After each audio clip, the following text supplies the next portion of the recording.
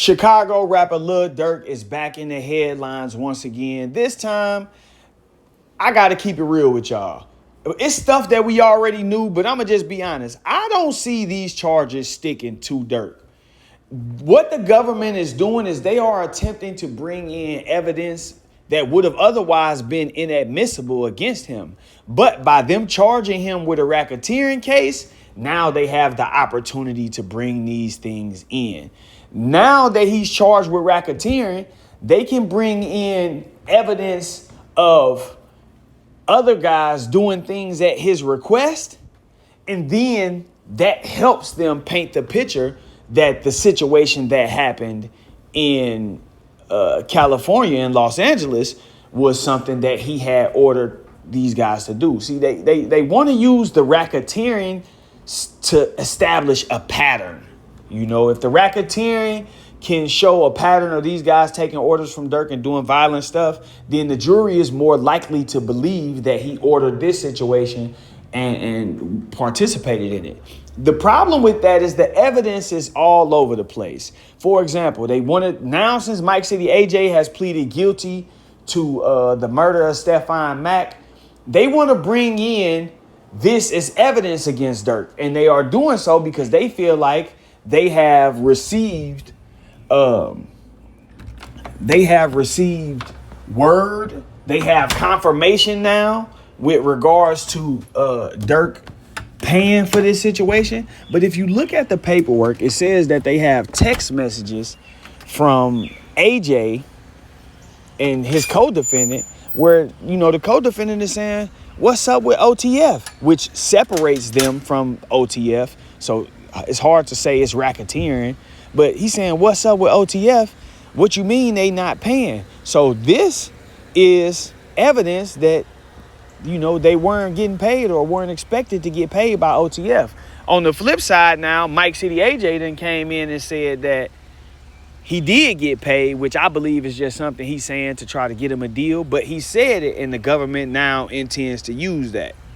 When it comes to situations like this, one of the craziest things to me about situations like this is that you can literally just say, hey, I got some information. And if it's a story that the government wants to hear, they will use you. I've seen this in the feds. They call it jumping on cases, and people do it all the time. You get in a cell with somebody and then they sitting around acting like they cool with you. They get enough information to make themselves seem credible, and then they get on the stand against you. In this case, Mike City AJ was around Durk a few times prior to this.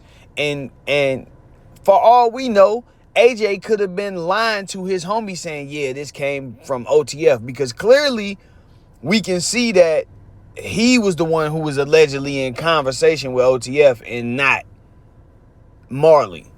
So for all we know, he could have been just lying to his homie saying that it was real. They haven't said that they have any text messages or any type of communication between any OTF members and this dude discussing his hit or discussing payment or anything like that. Another thing I want y'all to pay attention to is this robbery. They calling it a shooting attempt in Atlanta, but they go into detail and say it was a botched robbery. Now, this is my thing.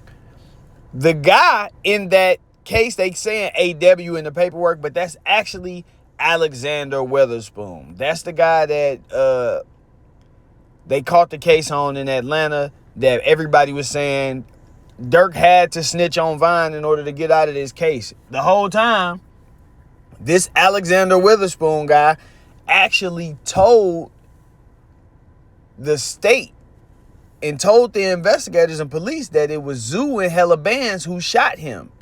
So what the government is now trying to do is they trying to put this crime that Zoo and Hella Bands committed on Durk by saying it was part of the racketeering enterprise. They was trying to rob him. It was a botched robbery. On the other hand, this guy, AW, told the police that he was trying to sell them a car, and that while trying to sell him a car, things went left. My thing is this. If you trying to sell me a car, because he was later indicted for stealing these cars, fraud. If you try to sell me a stolen car for $25,000, $30,000 cash, and I realize it at some point, and you try to make off with my money, I'm apprehending your ass, and they got a right to do so. So I'm curious to see how this is even going to play out. Like, how do you bring these guys in who have clearly already made statements contrary to what they saying now, and use that? Because if you bring this AW guy in to say they was trying to rob me, and then all they got to do is bring up the police report where you originally said you was trying to sell them a car, right? Yeah, and that car was later determined to be stolen, right? So you the one that's trying to commit a crime selling somebody a stolen car. It's that simple. Durk never shot at this dude, to my knowledge. The victim never said that Durk shot him or shot at him, to my knowledge. So they would have to establish that Durk was the reason why Zoo and Hella Bands tried to do this. It was done at his orders, or it was done in furtherance of their operation in order for that racketeering thing to stick. With the Marley situation and Mike City AJ was clearly telling Marley that he didn't get paid from OTF. There was no pay. If he goes in front of the jury and says, yeah, I got paid, and then they gonna bring up the evidence, the text messages. Well, you told your co-defendant you didn't get paid, right?